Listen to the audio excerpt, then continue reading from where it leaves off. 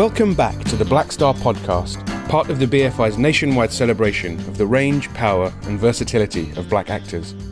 I'm Ashley Clark, programmer of the Black Star film season at London's BFI South Bank. Over 6 weekly episodes, we're telling the stories of 6 black stars and looking at how they helped shape the landscape of Hollywood and beyond. Last week's Black Star was Oscar Micheaux, the entrepreneur, maverick and trailblazer of black independent cinema, who fought against the racism of D.W. Griffith's The Birth of a Nation and has only recently gotten his dues. This week, a more familiar Oscar shapes our story, the coveted Academy Award. First time I saw you walk on by, you've got the look, the talk of the town and the queen of style, you've got the look. Back in February 1940, history was made.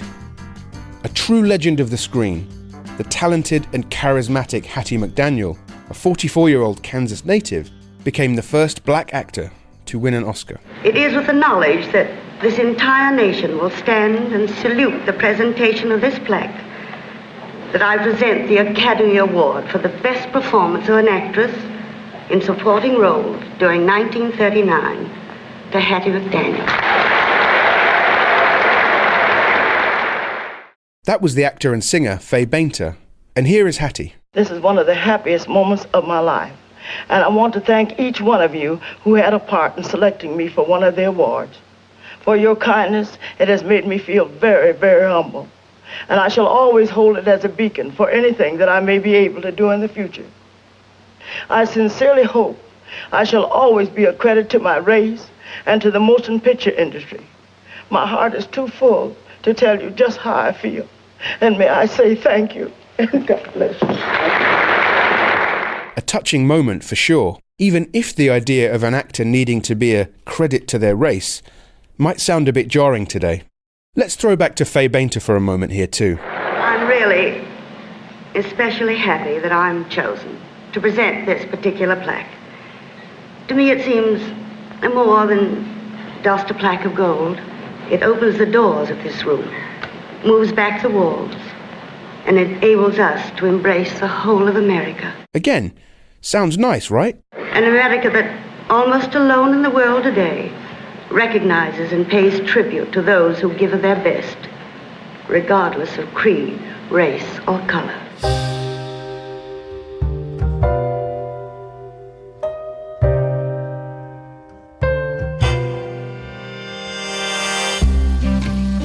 Consider these facts.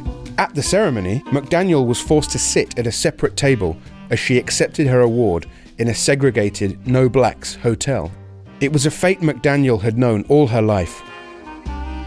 She was born in 1895, a year before a historic Supreme Court decision upheld the legality of segregation. Consider also the role for which McDaniel was being rewarded.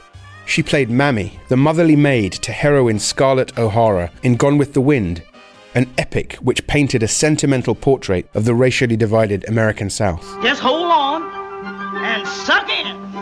Mammy, here's for Scarlett's Vickles. You can take that all back to the kitchen. I won't need to buy it. Oh, yes, you is. You's going to eat every mouthful of this. Throughout her career, McDaniel was pigeonholed as the Mammy archetype. Sometimes these maids smuggled in sass and spirit, but mostly they were happy to serve.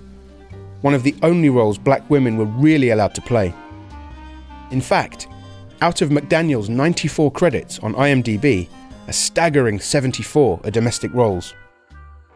It's hard for any actor of any colour to break free of typecasting. For Hattie, a black woman who lived with segregation, it was almost impossible. I think she probably resigned herself to do the best she could with the opportunities that she had that availed themselves to her. That's Charlene Register, Associate Professor in the Department of African American and Diaspora Studies at the University of North Carolina. So I think she was like, even though this may not be what I want to have, let me take advantage of this opportunity and exploit it. And, do the best that I can with the talent that I have. So I think that's how she might have negotiated it or internalized the practices that she was subjected to. As McDaniel herself was reported to have said, "I'd rather play a maid than be a maid." But let's come back to Hattie later. After all, since we're talking about an award that was handed out 3/4 of a century ago, it might seem that we're dealing with ancient history. However, that issue of limited roles for black actors is one that's never really gone away. The civil rights movement and the introduction of the Voting Rights Act in 1965 broke down a great deal of the legal divisions separating black and white America. But stereotypes persisted and shape-shifted in strange ways. When I was a kid, black men on the screen were always fooled. The electrifying author and social critic James Baldwin was one of the sharpest commentators on the matter. That's him talking at the BFI South Bank in 1986. Except Fetchit, there was Mantan Moreland. People were always afraid of ghosts, afraid of white men, afraid of white women, obviously. But we were never, hardly ever in the same frame with a white woman. So the nature of the sophistication is such that in every generation the stereotype seems to change. But if you examine it, the black image carries the same intention. Baldwin was good friends with Sidney Poitier, who became the first black winner of the Best Actor Oscar for his role in Lilies of the Field in 1964. But Baldwin wasn't afraid to criticize the system which employed his friend or the roles he had to play. I think about In the Heat of the Night, the black cat, who is also the hero, he is simply the hero who's tracking down the murderer or the evil doer. He is a kind of surrogate conscience for the white people who has no other validity, has no other reason for being in the film. His only reason for being in the film is to save the white people in the film. Baldwin went further. For him, there was no way that the representation of black characters could be realistic, not while the majority of filmmakers were white. The story of black history was, for him, being popularized by people who had nothing to do with its writing. The life that a black person leads in the West is a very different life than white people imagine him to lead, a very different life than anybody wants to imagine anyone can lead. And this life, led by non-white people in every capital of the Western world, does not say anything about black people, alas. It says everything about the people who do not want to see the lives led by their brothers and their sisters because of their power and because of their unwillingness to look in the face the results of their history and the results of their power. Jump forward a fair few years, and unsurprisingly, the sentiment remains. Here's Amma Asante, director of Bell and A United Kingdom. The majority of stories that we've seen on screen have been about a portion of society, only a portion of society, and that the rest of us as women, as men, as people of colour, of all different ages, at some point in our lives have bought into the idea that that's what film is about. Asante and Baldwin are separated by decades, but they're on the same page. What they're saying is that cinema is not only a reflection of people who make it, but that the world can be changed by what we see on screen. With that in mind, let's look specifically at the last 3 black women to have won Academy Awards.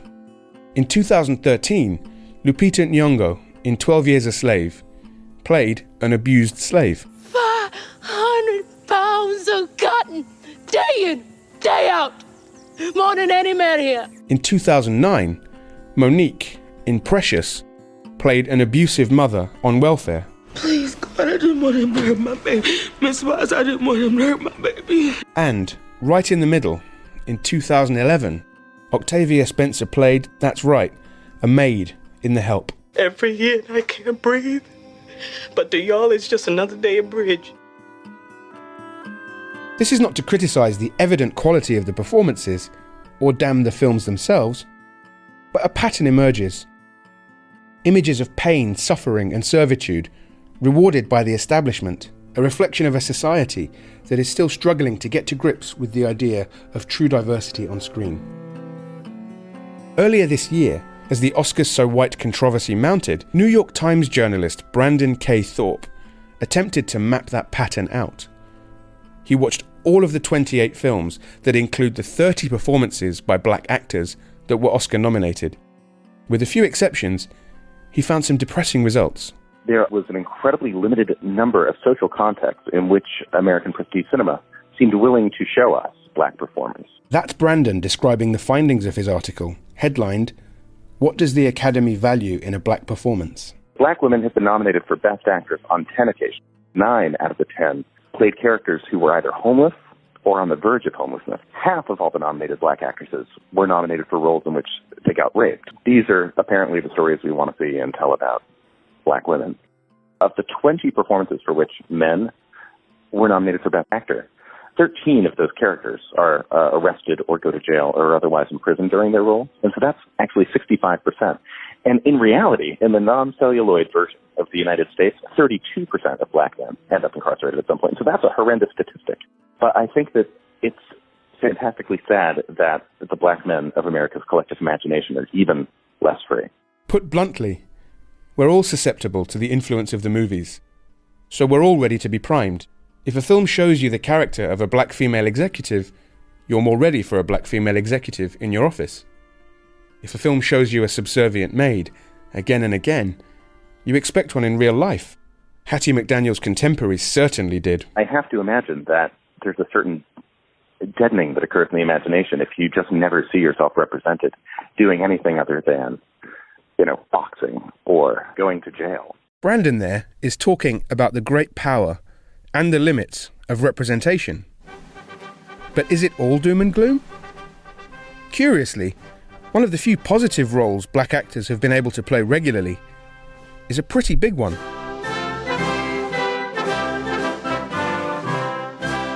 Because there were a few films that featured blacks in the role of a president of a country, particularly the United States, there was an article that appeared in the New York Times which said that these films prepared audiences to actually see a black become president. That's Charlene Register. This was consistent with things that they had seen on screen, so it made the transition easier somehow. Did seeing James Earl Jones, Morgan Freeman, or Dennis Haysbert play the leader of the free world prep America for a black president?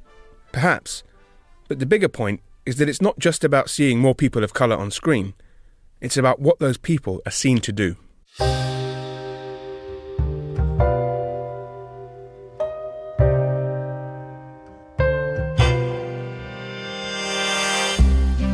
Let's get back to Hattie.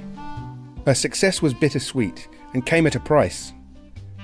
The NAACP disowned her for perpetuating negative stereotypes. Even after death, her Oscar, which she left to the historically black University Howard, was deemed valueless by appraisers and later went missing from the school. It has remained so for more than 40 years. Some people think it was removed from Howard during a civil rights protest. That's a bit too convenient for others, who think Hattie's Oscar, a 6-inch plaque, not the golden statue we're used to today, is stowed away in a collection, its true value yet to be appreciated. The same could be said of Hattie herself. She compromised because she had to. She may have stayed quiet about the social ills of her time because of fear, peer pressure, or even self-interest.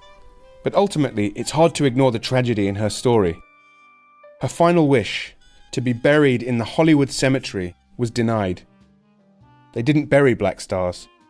A monument to her was erected in the cemetery some 40 years later. Even then, Hattie was seen in some quarters as ripe for a punchline. Black film star gets the plot she always wanted, read the pun-happy headline in the Times. Long after her death in 1952, the story of Hattie McDaniel remains a moving and complicated reminder of what it has meant to be black and successful in Hollywood, how difficult it is to succeed on your own terms. McDaniel perpetuated a stereotype and played up to the crowd, but she deserves our respect. In her moment, for her time, she was a black star.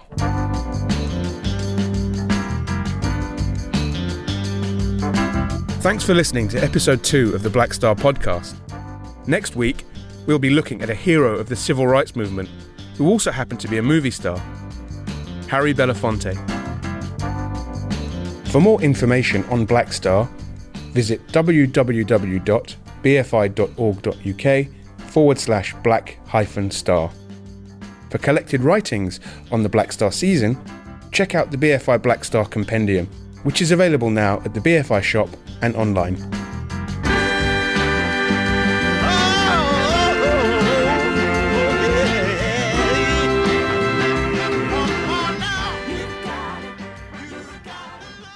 Hi all, Henry Barnes, producer of the Black Star podcast here. I'm sat in the basement of the BFI Stephen Street building over an old Steenbeck reel-to-reel editing machine, which looks amazing. Anyway, credits this week. The Black Star podcast was co-written and presented by Ashley Clark, co-written and produced by me, Henry Barnes, and had additional production by Peter Sale.